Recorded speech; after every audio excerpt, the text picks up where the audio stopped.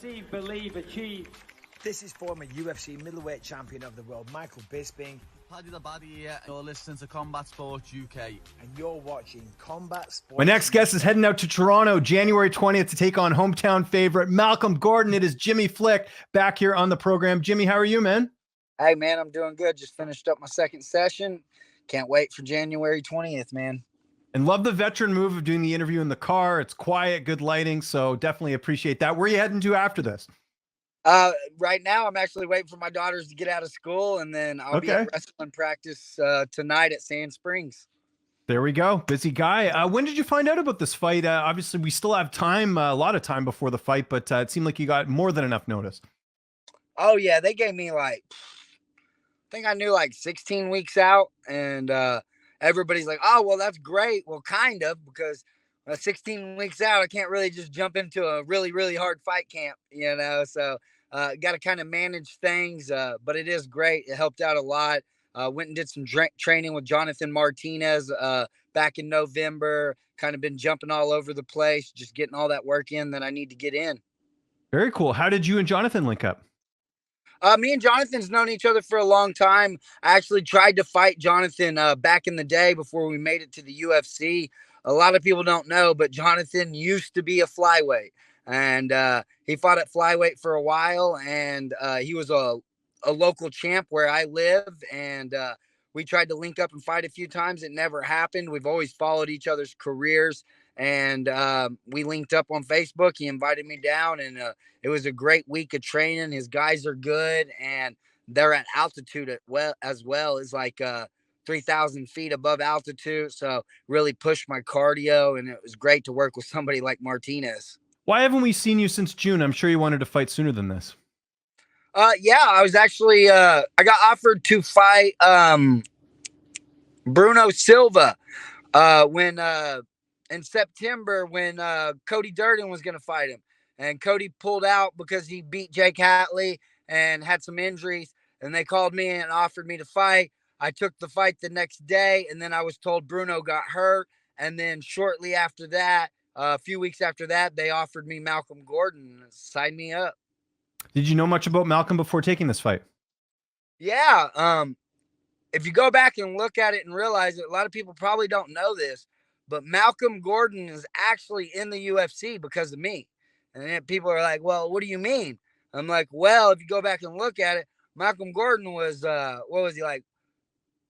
He's on a losing record. Let's just say that. And I fucking retired. Sorry. I retired. And after I retired, they gave Malcolm Gorodn Little Fig, and he beat Little Fig. That got him a new contract. So the only reason he's in the UFC is because I retired. He fought Little Fig. He beat Little Fig. He got a new contract. Since then, he's lost 2 fights. He lost to Makayev, which he did really, really good against. I do give him praise for that. He gave Makayev a run for his money. I think Makayev underestimated him, and I do not underestimate him at all. I just believe 100% in myself that I am way better than Malcolm Gorodn, and I plan on proving it. So, but I do believe he's in the UFC based on the fact that I did retire. The world works in mysterious ways, and then now I get to fight Malcolm Gorodn. It's one thing to fight another fighter in their state and, being the enemy coming in, but you're actually going to another country to fight Malcolm. Do you like that? Or are you excited about going to Canada and, potentially playing the role of spoiler? Hey, I'm just happy to not be in the Apex, man. Too, yeah. Yeah. In front of a real crowd, right? It was in 2005 when I had the dream to become a UFC fighter after watching Ultimate Fighter 1. And it wasn't the show that got me. It was when them guys walked out, and they walked out in front of thousands and thousands of people. And I'm like, that's what I'm going to do. I'm going to make it to the UFC, and I'm going to walk out in front of thousands and thousands of people. Like, no, you're going to walk out in front of nobody in 2020. There ain't going to be no fans. So, and then the Apex has been limited fans the last few shows. So, I fought in front of more people on the regional circuit than I have in the UFC. So I am excited, and I plan on playing the Sean Strickland role. Sean Strickland's the main event too. He went over there to Australia. He took the title, took all the fans. I plan on doing the same in Canada. First time going to Canada? Yeah, first time leaving the U.S. Oh, wow. Cool. Okay. So you got to be excited about that. That's one of the perks of being a UFC fighter. You get to see all these different places, right? Oh yeah, and plan on going win this fight, get a new contract, and then travel the world. I mean, Abu Dhabi, Japan. They go to Singapore. I mean, I want to go all over, fight the best, and travel the world. I love it. When do you know when you're going to be getting to Canada, to Toronto, or are you going to be going to, I imagine like maybe like on the Monday or Sunday around there? We leave out Tuesday morning, the 16th. Oh, nice. Okay, cool. That makes sense.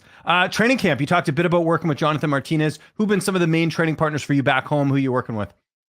I brought in Micah Stockton.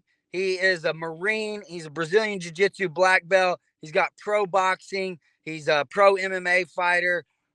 He's been in this sport for probably 15, 20 years. He's more my weight too. I brought in Micah Stockton to work with me on my jiu-jitsu and my wrestling, get back to my old ways of mauling these guys and just submitting them and showing them how good my jiu-jitsu is. I still got Coach Leo and all my guys over here at Forza Combat Sports. And all this started when I was a kid at the Sand Springs Wrestling Room. So I'm back at the Sand Springs Wrestling Room showing these kids what motivates me, what got me to where I wanted to do, and how I accomplished my dreams. So you put them all together, and on January 20th, you're going to see the best Jimmy the Brick flick you've seen.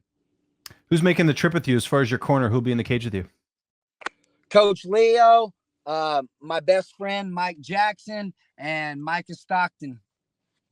That's awesome, man. And how's this fight playing out on January 20th? How do you see it going down?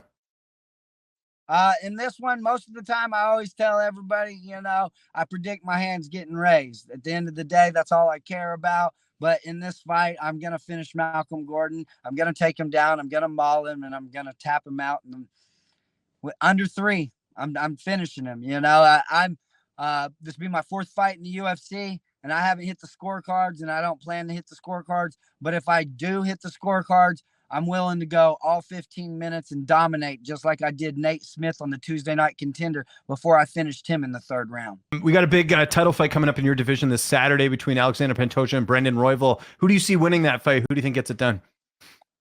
Brandon Royval, man. He's going to shock the world, dude. I've been high on this guy. We both come up out of LFA. I won the LFA title in 38 seconds. Brandon won the LFA title in 31 seconds. That's a fight I want in the future. Me and Brandon always followed each other's careers, talk highly of each other. I think he rocks him, submits him, and takes the flyweight title. How many more fights you have left in your contract, you know? This is the last one, man. I mean, okay, as far as so I know, big fight then, right? Yeah. Yeah, and so, I mean, the UFC knows what they're doing. Malcolm Gorodn, he's 2-4 in the UFC. He's on a 2-fight losing streak. I'm 1-2 in the UFC. I'm on a 2-fight losing streak. One of us is going to lose and be on a 3-fight losing streak, probably lose their job. So the UFC put this fight together for a reason. We're fighting for a job. We're fighting for everything we want. I'm coming to his country to take it. He's staying in his country to defend it. I think it's an amazing fight. And right now, it's back and forth on if we're first fight of the night or we're second fight of the night. If anyway this gets to the UFC, put me at the first fight of the night. I promise you, it's going to be fireworks. I want to go out there and I want to start the tempo of the show. UFC 297. I am excited. What do you got planned for the holidays? Obviously, you got the fight coming up. Do you get a little bit of time off, or what are you going to be doing there? I'm just focusing on training, man. I have a little event this week. I do card shows and collectible shows where cool. I sign UFC cards and sell UFC cards, merchandise, posters. I was in Waco, Texas 2 weeks ago, and then the UFC hooked me up with some free tickets to UFC Austin, so that was really cool. Got to actually go watch a UFC fight, kind of experience that walkout. Really got me motivated. Then I was in Ardmore, Oklahoma last week, and then I'm going to finish it up this week in Bentonville, Arkansas. And on top of that, I got some Bryce Mitchell autographed camo shorts. So if you're in the area, I got them for you because I'm coming to Bentonville, Arkansas. I got some Bryce Mitchell camo shorts. He fights Saturday night. I'm rooting for Bryce Mitchell versus Josh Emmett. And I just do all kinds of stuff, man. But for Christmas, I'm going to hang out with my kids, have a good Christmas, and then just stay at the gym, keep working. And we're looking forward to this fight, man. UFC 297, January 20th in Toronto. Jimmy, thank you so much for the time, man. If there's anyone you want to thank before we get out of here, any sponsors, any social media you want to mention, I'll give you the last word. Yes, sir. I appreciate you. Yeah, follow me on Facebook at Jimmy the Brick Flick. My personal Facebook is out. You can follow me on Instagram at the Brick MMA. I'm on TikTok at the Brick MMA, and I'm on X, known as Twitter, at Jimmy Flick. But always want to give a shout out to all my sponsors. Shout out to Harvest Health Dispensary, Tulsa Sport Acupuncture, Minuteman Plumbing of Tulsa, International Crematory Services, Broadway Barbershop, Industrial Motor Services, HKA USA, The Parlor Hair and Ink, Forza Combat Sports in Broken Arrow, GG2 Sports and Card Show. That's where I'm going to be at Bentonville, Arkansas next week, December 15th and 16th.